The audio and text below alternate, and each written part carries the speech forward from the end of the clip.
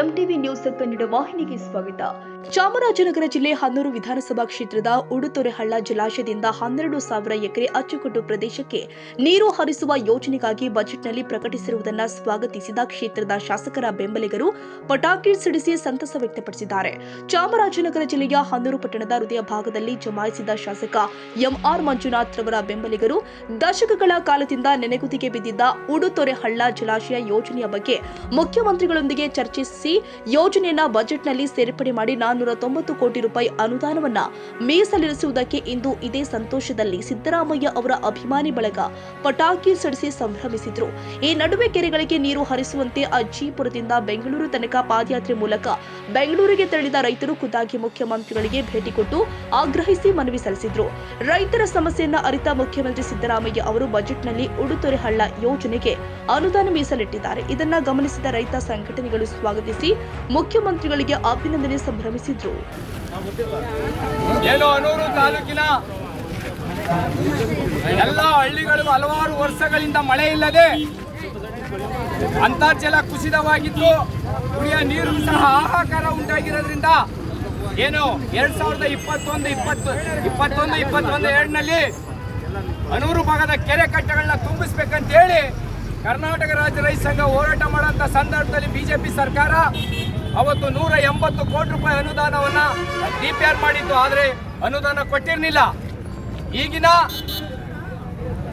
ಕಾಂಗ್ರೆಸ್ ಸರ್ಕಾರದ ಸಿದ್ದರಾಮಯ್ಯ ಸರ್ಕಾರ ಇವತ್ತು ನಮ್ಮ ಹೋರಾಟದ ಫಲವಾಗಿ ನಾವು ಹಲವಾರು ವರ್ಷಗಳಿಂದ ಹೋರಾಟ ಮಾಡ್ಕೊಂಡು ನೀರಾವರಿ ಇಲಾಖೆ ಮುಂದೆ ಹೋರಾಟ ಮಾಡಿದ್ದು ಮತ್ತು ತಾಲೂಕು ಕಚೇರಿ ಮುಂದೆ ಹೋರಾಟ ಮಾಡಿದ್ದು ಮತ್ತು ರಾಮಾಪುರದಿಂದ ಬೈಕ್ ರ್ಯಾಲಿ ಮಾಡಿ ಜಿಲ್ಲಾಡಳಿತ ಭವನದಲ್ಲಿ ಒತ್ತಾಯ ಮಾಡಿದ್ದು ಮತ್ತೆ ಈಗ ಕಳೆದ ಫೆಬ್ರವರಿ ತಿಂಗಳು 25ನೇ ತಾರೀಕು ನಾವು ಹನೂರು ತಾಲೂಕಿನ ಅಜ್ಜಿಪುರದಿಂದ ಈ ಬಜೆಟ್ನಲ್ಲಿ ಅನುದಾನ ಕೊಡಬೇಕು, 490 ಕೋಟಿ ಅನುದಾನ ಕೊಡಬೇಕು ಅಂತ ಹೇಳಿ ನಾವು ಪಾದಯಾತ್ರೆ ಶುರು ಮಾಡಿ 2ನೇ ತಾರೀಕು ಮಾನ್ಯ ಮುಖ್ಯಮಂತ್ರಿಗಳ ಹತ್ರ ಪಾದಯಾತ್ರೆ ಹೊರಟ ಸಂದರ್ಭದಲ್ಲಿ ಮುಖ್ಯಮಂತ್ರಿಗಳು ನಮ್ಮನ್ನೆಲ್ಲರನ್ನು ಕರೆಸಿಕೊಂಡು ಈ ಬಜೆಟ್ನಲ್ಲಿ ನಿಮ್ಗೆ 490 ಕೋಟಿ ರೂಪಾಯಿನ ಅನುದಾನವನ್ನು ಘೋಷಣೆ ಮಾಡ್ತೀವಿ, ಬಿಡುಗಡೆ ಮಾಡ್ತೀವಿ ಅಂತ ಹೇಳಿ ಆಶ್ವಾಸನೆ ಕೊಟ್ಟಿರು.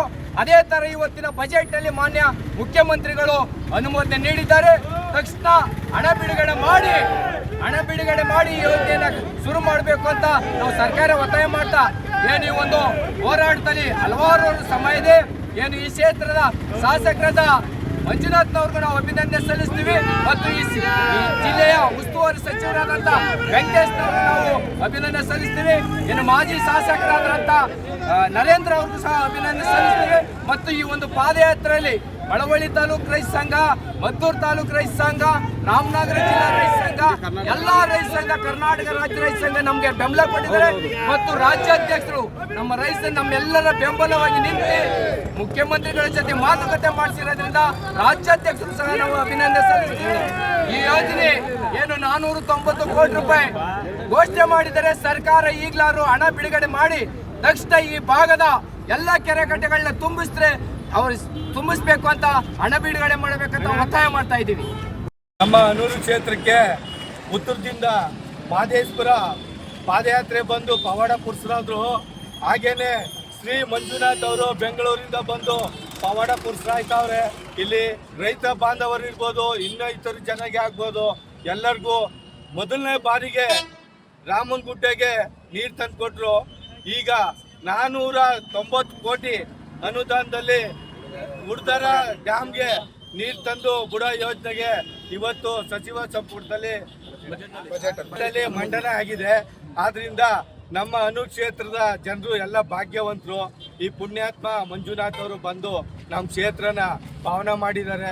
ನಿಜಕ್ಕೂ ಎಲ್ಲ ಜನರು ಅವ್ರನ್ನ ನಂಬಿ ಓಟ್ ಹಾಕ್ತದಕ್ಕೂ ಸಾರ್ಥಕ ಆಗೈತೆ. ಇನ್ನು ಮುಂದೆ ಹೆಚ್ಚಿನ ಕೆಲಸ ಮಾಡಲಿ ಅಂತ ಆ ಪುಣ್ಯಾತ್ಮ ಮಾದೇಶ್ವರ ಬಿಟ್ರೆ 2ನೇ ಮಂಜುನಾಥ್ ಇವರು ಅವರ ಮಾದೇಶ್ವರ ಆಶೀರ್ವಾದ ಸದಾ ಮಂಜುನಾಥ್ ಅವ್ರಿಗಿರ್ಲಿ, ಹನೂರು ಕ್ಷೇತ್ರದ ಜನರ ಆಶೀರ್ವಾದ ಸದಾ ಇರಲಿ ಅಂತ ನಾನು ತಮ್ಮಲ್ಲಿ ಎಲ್ಲರನ್ನು ಕೈ ಮುಗಿದು ಕೇಳ್ಕೊಳ್ತಾ ಇದ್ದೀನಿ.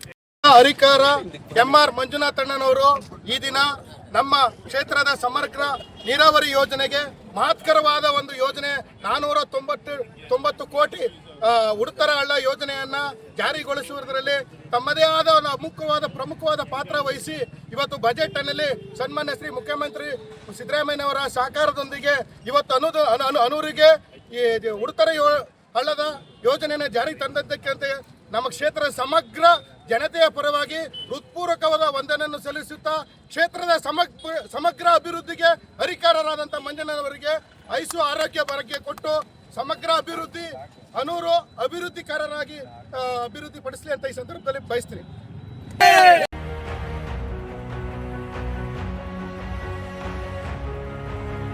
ತಾಜಾ ಸುದ್ದಿಗಾಗಿ MTV ನ್ಯೂಸ್ 24/7ಗೆ ಸಬ್ಸ್ಕ್ರೈಬ್ ಮಾಡಿ ಮತ್ತು ಬೆಲ್ ಐಕಾನ್ ಅನ್ನು ಒತ್ತಿ. ತಪ್ಪದೇ ಲಿಂಕ್ ಶೇರ್ ಮಾಡಿ.